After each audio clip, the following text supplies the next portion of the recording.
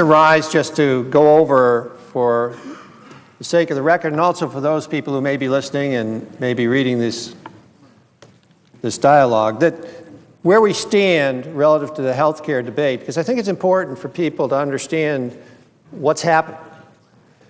There's been a lot of talk about a lot of different things, with reconciliation taking a front, the term reconciliation taking a front row seat.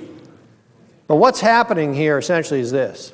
The House of Representatives is going to have to make a decision whether or not they want to pass the bill that passed here in the Senate. Now remember, the bill that passed here in the Senate was a bill that was produced and delivered to the Senate on a Saturday afternoon, for all intents and purposes, the core of the bill, the manager's amendment. No amendments were allowed on that, after that Saturday afternoon, and a final vote was taken 3 days later on Christmas Eve. It was a bill that expanded the size of the government by $2.5 trillion when fully implemented. It was a bill that cut Medicare, reduced Medicare by $1 trillion when fully implemented, and it scored at $500 billion in the first 10-year tranche, by $1 trillion when fully implemented, and took those savings from Medicare recipients, and used them to fund a brand new entitlement which had nothing to do with Medicare, didn't involve the people who receive Medicare, and to expand an already existing entitlement called Medicaid dramatically.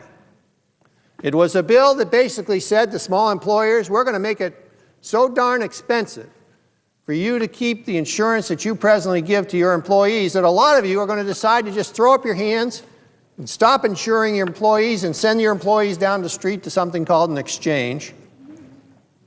It was a bill that basically set up a structure which would manage in a very micromanaged way the delivery of health care in this country from a top-down situation. So essentially it put a bureaucrat between you and your doctor and you and your hospital. It was a bill which was going to create so much new spending and grow the government so much that we would now have, after this bill is fully implemented, the largest government as a percentage of our gross national product that we have ever had at any time where we've not been engaged in a world war. Think about that.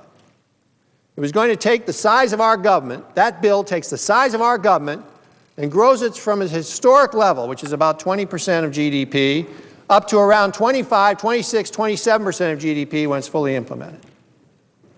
And most of that, although allegedly paid for, those pay-fors would never come to fruition because we know this Congress doesn't have the courage to stand up and raise taxes at those levels or to cut spending at those levels. And so most of that, in my opinion, and granted this wasn't CBO's score because they had to take the statement that the Congress would do something like cut Medicare by $1 trillion. Most of those pay-fors wouldn't come to fruition, and therefore this would fall on the deficit and become debt that our children would have to pay off. And in addition, it did nothing, absolutely nothing, about reducing the cost of health care in this country. In fact, again, according to CBO, the cost of health care went straight up under this bill. A lot of Americans also under this bill would still not be insured. The estimate was 24 million, I believe, would still have no insurance, even after we'd spent $2.5 trillion. And so this bill, in my opinion, was and is and remains a disaster from a fiscal standpoint because it will so massively expand the size of the federal government and throw those costs onto our children's backs in the form of debt. And from a health care standpoint, because it will undermine, in my opinion, the delivery of health care, but more importantly, it doesn't do anything substantively to bend the out-year health care costs. So now this bill, this giant bill on health care, this asteroid headed towards Earth, is sitting in the House of Representatives. And they don't have the votes to pass it. Why? Because the American people have spoken. They spoke when they elected Scott Brown in Massachusetts, and they've spoken in polls across this country, and they've spoken in town meetings, and they've spoken in letters to senators and emails to senators and House members. They're upset. They know this is bad policy, and they know we can't afford it, and they know we shouldn't do it. And so there are a lot of House members who are a little queasy about voting for this. So what did the administration come up with, and the House leadership, Speaker Pelosi? They've come up with this sidecar to this huge bill.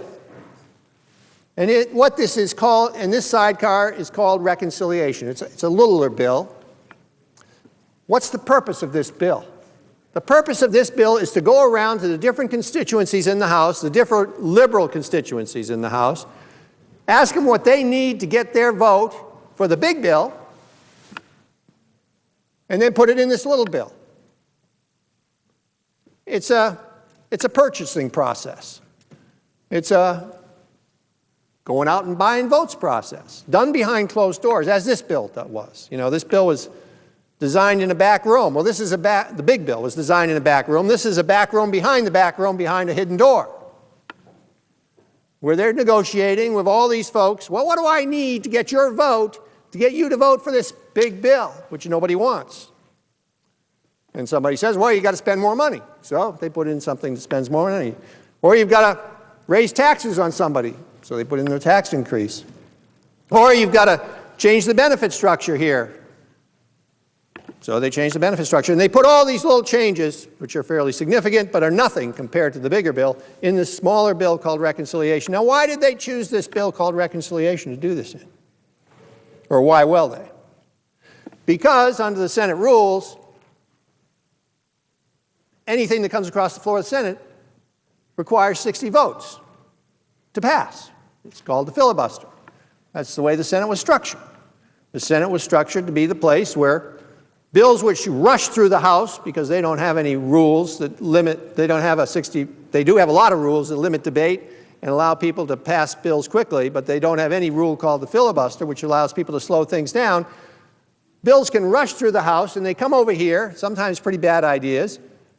And the Founding Fathers realized when they structured this government, they wanted checks and balances. They didn't want things being rushed through. They'd seen the parliamentary system. They knew it didn't work. So they set up the Senate as the place, as George Washington described it, where you take the hot coffee out of the cup and you pour it into the saucer and you let it cool a little bit and you let people look at it, make sure that it's done correctly. So that's why we have the 60-vote situation over here, to require that things that pass the Senate get thoughtful consideration. Unfortunately, it was totally ignored.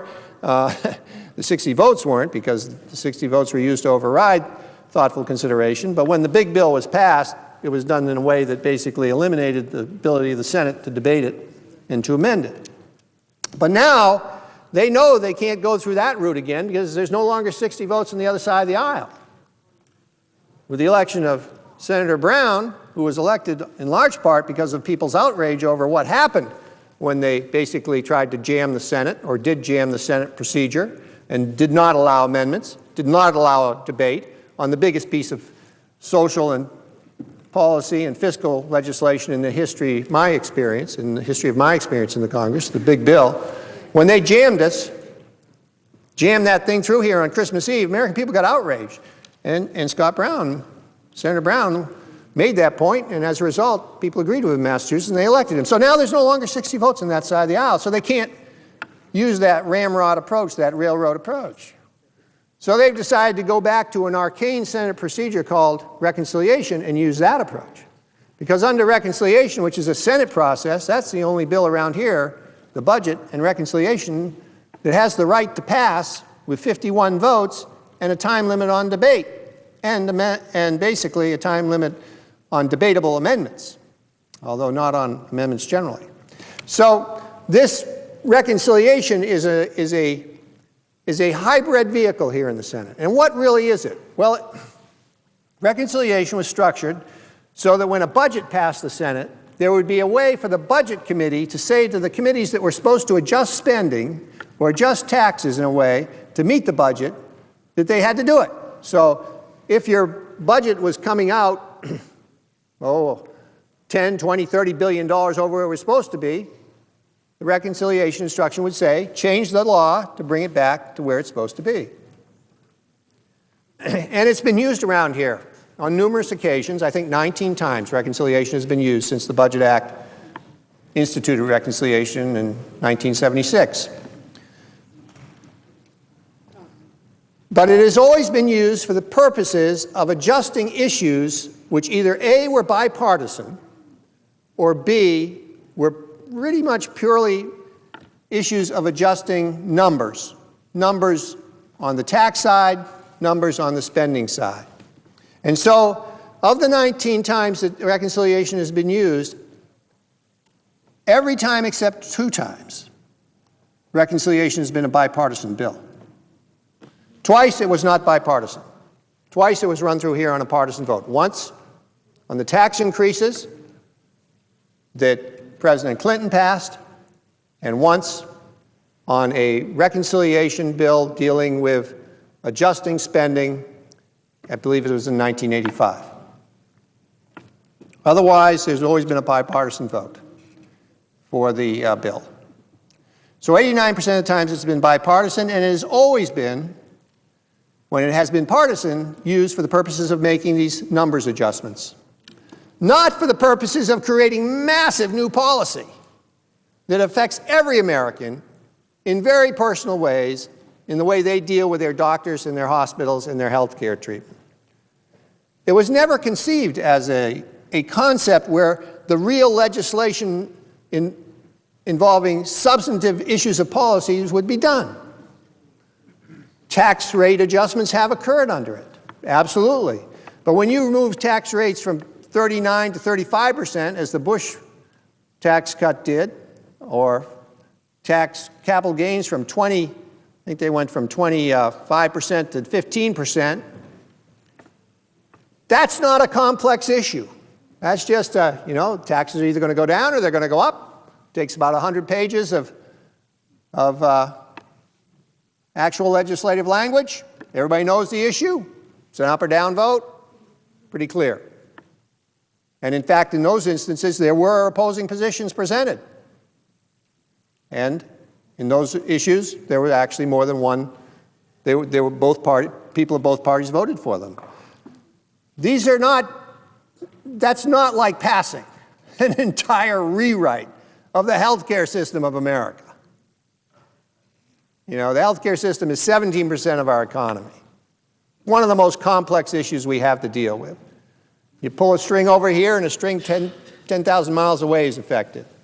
It's just a matrix of exceptionally complicated, interrelated issues with all sorts of policy language that's necessary. And so reconciliation was never conceived of.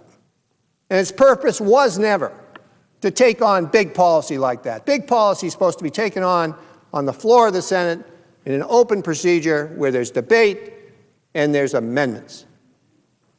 And the amendments are debatable. So reconciliation is certainly not the appropriate vehicle to use here, but I think the point I'm trying to make is that reconciliation isn't the real game here. I mean, after the House of Representatives, after they've gone around with this reconciliation bill and they bought up the votes they need and said to these people, well, we'll just fix that in reconciliation if you'll just vote for the big bill. After that has happened and the big bill is passed, this $2.5 trillion monstrosity in spending and government dominance of the healthcare sector, after that's passed, game's over. I mean, that's the law. I mean, I don't think there'll be much incentive at all for the White House or my colleagues on the other side of the aisle to take up reconciliation. There certainly won't be any energy to need to pass it, because the big bill, which America basically rejects, every poll in America says it's got maximum about 25% approval of that bill and somewhere around 60 to 70% disapproval at different levels, strongly or fairly strongly. That bill will have become law. And basically what we will have done, or what will have occurred then, is that we will have created a government that's so large and so burdensome that it's very unlikely that this country will be able to pay for it. And as we move into the out years, our children are going to get these bills. And in order to pay those bills, they're either going to have to have a massive event of inflation to pay for them, or a massive tax increase. And either one of those events, of course, undermine the quality of life and the standard of living of the next generation. And in addition, of course, you're going to get a health care system which has become basically a ward of the government, for all intents and purposes, with a bureaucracy that is very dominant and that makes it very difficult for citizens to have the choices they need in order to develop a health care delivery system that is tailored to their needs. And a lot of small businesses will just simply give up on the idea of supplying health care. And we also know, of course, that the health care prices will not come down, but will continue to go up. So this is a really dangerous time, I think. It's a time when the House of Representatives has to take a hard look at what actions it's going to take, obviously, and I'm sure they will, but they have to recognize that voting for that big bill and hoping that the Senate will bail them out with a little bill, well, I'd take a second look at that, because first it'll be hard to run a reconciliation bill across this floor and have it end up the way it started out because of all the points of order that will be available against it. But secondly, I'm not sure there'll be all that much energy to do it to begin with. Because once you pass the big bill, those who want to essentially dramatically expand our government and in the end nationalize the health care system with a single-payer approach will be well on their road to accomplishing those things. And there's not going to be a whole lot of energy to do much else. So I think it's important to understand that as much as reconciliation is an interesting and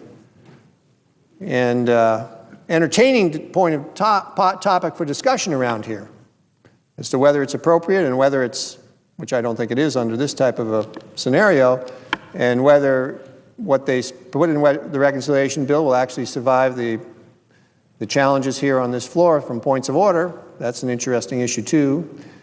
That's not the question. The question is reconciliation here even relevant once the big bill passes? And I think it's probably not. And so if I were a House member depending on reconciliation and looking to that bill as the way that I'm going to justify voting for this bigger bill, which is such a disaster, I'd think twice. Madam President, I yield the floor.